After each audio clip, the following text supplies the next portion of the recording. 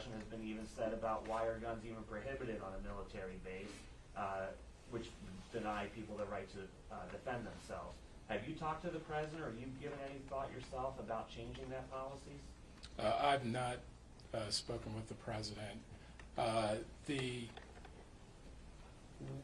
Our biggest primary focus is the safety of the base, and we have rules to maintain that safety, and guns are prohibited on the installation without prior approval. Governor, local media, the sheriff mentioned the local impact here in the community, and this is a community that elected you as their governor. What is your message for those that have a lot of fears right now going into this next work week? Well, I would say stay strong. I mean, you saw in this dark day, even in the midst of that, what you saw were people running to the danger to be able to save others. And that's really, I think, what this community is made of, and I think that that's really emblematic of the type of grit, courage, and determination that you see here. You know, obviously, I mentioned Ensign Watson, and he deserves a lot of credit. And he, you know, unfortunately passed away, but he passed away a hero. You look at the sheriff's deputies, how quickly they were able to get in there. They saved lives as well. So I think that the community responded very, very well to this event, and I think the issues with it probably lie more in things that are outside the community's control. Some of the things that I've mentioned. Sir, on that same note, we've been here for several days, and we've heard so many stories of bravery and courage displayed by those officers that raced in toward the gunfire. What else could you tell us about those officers?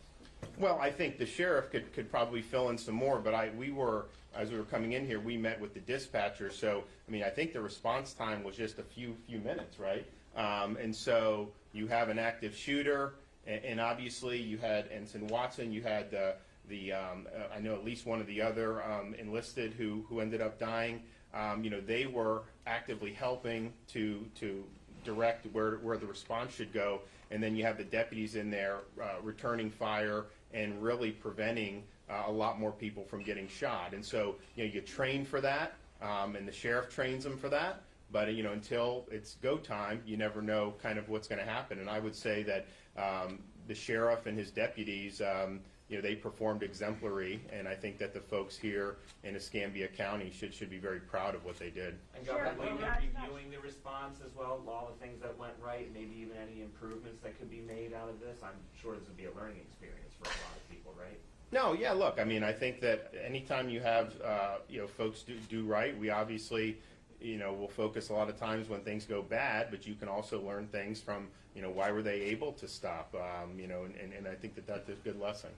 Governor, are you aware at this point whether the perpetrator spent any amount of time in Pensacola prior to the attack, and whether the so-called dinner party took place on or off? Oh, so he's been in this area for quite some, at least a year and a half or 2 years on and not. But now, you know where? When they do the training, they're here because it's a long training pipeline. They'll actually be given time. So I do believe he went back to Saudi Arabia. I know they're investigating that now.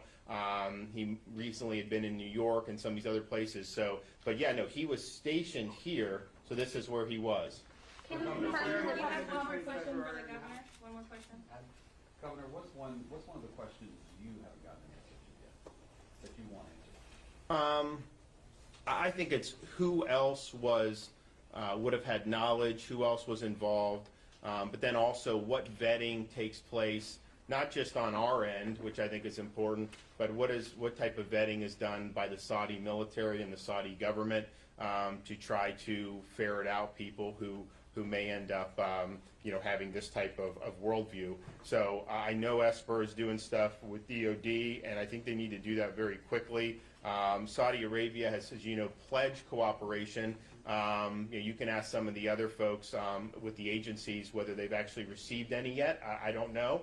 But, you know, my view would be, you know, trust but verify. If they say they're going to cooperate, make sure they do cooperate and don't just take lip service and think that's enough.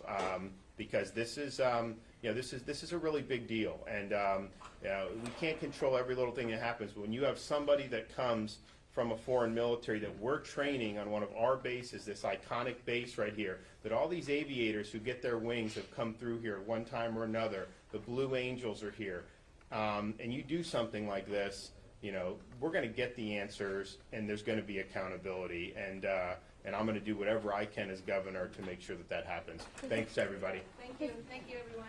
Governor, have you speaking to the ATF yet? I did. You have? Are you satisfied with their explanation? I'm not satisfied with everything. I'm going to do some more investigation about how this interaction works and these loopholes. And it's the president assured you that he's pressing for answers from the email, the kind of things, right now. Yeah, and then, you know, I had said initially,